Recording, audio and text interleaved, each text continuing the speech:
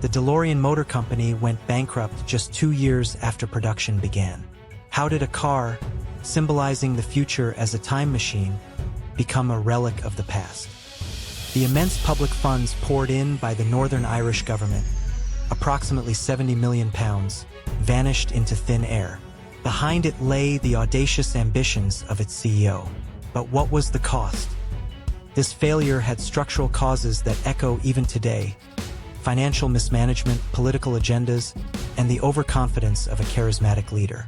What exactly were they? Why was this dream car rejected by the market? Who overlooked what? And what are the lessons for modern business? Now, let's delve into the full scope of its collapse. In this main feature, we will also explore the character of its founder, John DeLorean, in detail. In the 1970s, a man named John DeLorean burst onto the automotive scene like a comet. He held a brilliant career as GM's youngest ever vice president. Known as a brilliant engineer, having designed numerous hits like the Pontiac GTO, he left GM to create the car of his own ideals.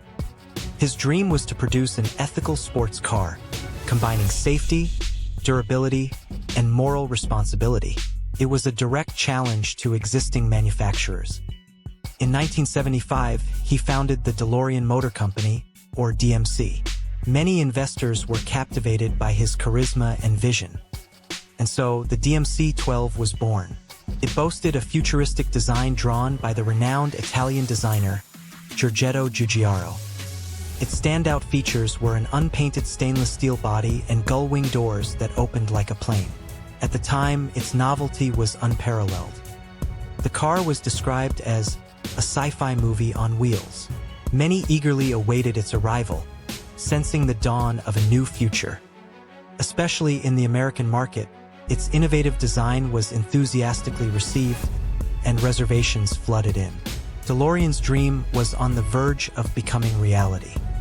However, realizing DeLorean's dream required enormous capital.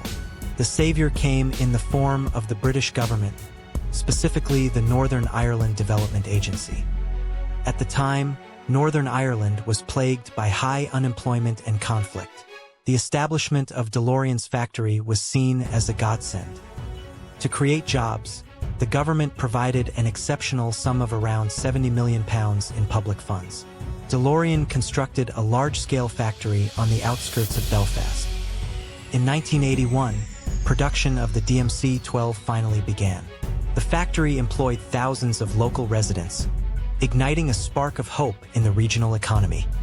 The cars produced quickly became a talking point due to their unique appearance and garnered attention as props for Hollywood films. Then, in 1985, when it appeared as a time machine in the film Back to the Future, the DMC-12 instantly became a legend. People worldwide projected their hopes and dreams onto the DeLorean. Indeed, this car carved its name as an icon symbolizing an era. Up to this point, things seemed to be going smoothly. In fact, DeLorean Motor Company, bolstered by its founder's dream and government support, appeared to have gotten off to the best possible start. However, behind this dazzling facade, signs of trouble were already emerging. First, the immaturity of the production system led to quality control issues. Production by inexperienced workers was plagued by problems from the outset. Assembly defects and electrical failures were frequent, leading to a cascade of customer complaints. The projected price soared significantly by its launch. From an initial estimate of around $10,000, it reached $25,000, a price comparable to luxury cars. Despite its futuristic appearance, its performance was mediocre. The V6 engine was underpowered, and its capabilities as a luxury sports car were widely criticized as disappointing. Furthermore, in the era following the 1970s oil shocks, when fuel-efficient compact cars were in demand, a gas-guzzling sports car went against the tide.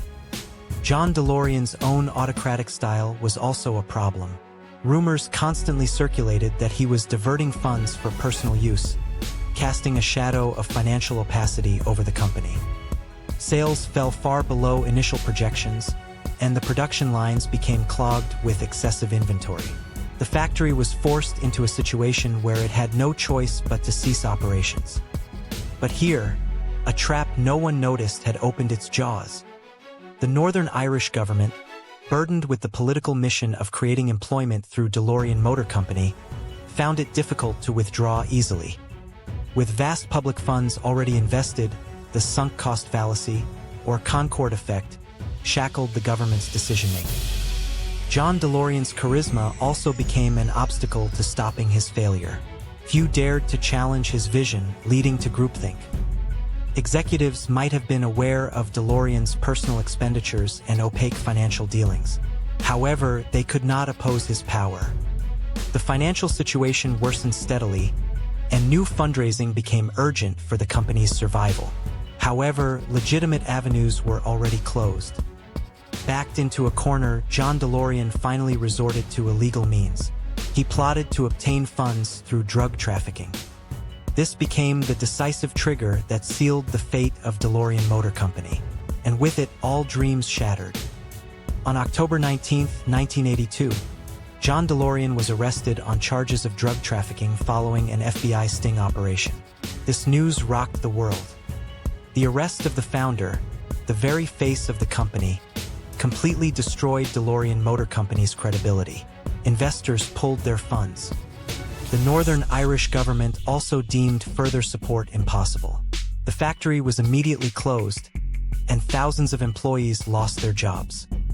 Then, on October 26, 1982, DeLorean Motor Company filed for bankruptcy.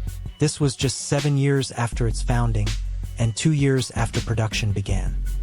The total production of the DMC-12 was about 9,000 units. Most of them only reached the market after the company's collapse. Ironically, the company vanished before the movie became a massive hit. John DeLorean was acquitted of the drug trafficking charges, but the fact of his company's collapse remained unchangeable. The man who dreamed of the future lost everything. The DeLorean story highlights the pros and cons of a charismatic CEO. A powerful vision can attract people, but autocratic management can lead to ruin. It also serves as a lesson that superficial government intervention in business can lead to misjudging market realities. Political motives can distort economic rationality. DeLorean sold innovative design and dreams. However, it fundamentally misunderstood the essence of a car: quality, price, and practicality. The government prioritized job creation and overlooked the company's management structure. John DeLorean, meanwhile, overconfidently believed his charisma was all-powerful. No matter how attractive the vision, without a solid business plan and ethical conduct, it can lead to monumental failure. This is a lesson that resonates with modern startups.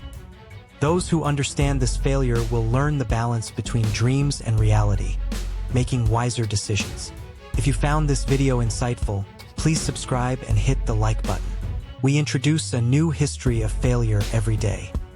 Next time, we will continue to unravel lessons from history. この失敗は歴史のほんの1ページ。世界にはまだ語られていない失敗が数多くあります。失敗の歴史をチャンネル登録して、次の物語もぜひご覧ください。